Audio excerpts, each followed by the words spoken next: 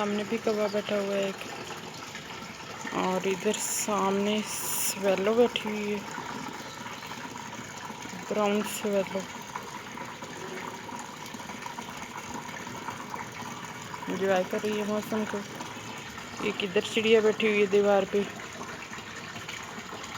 मौसम को एंजॉय कर रही है।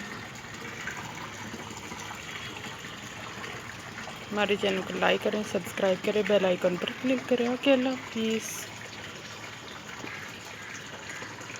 गिलहरी देख सकती हैं दीवार पर बैठी हुई है, उछल कूद कर रही है।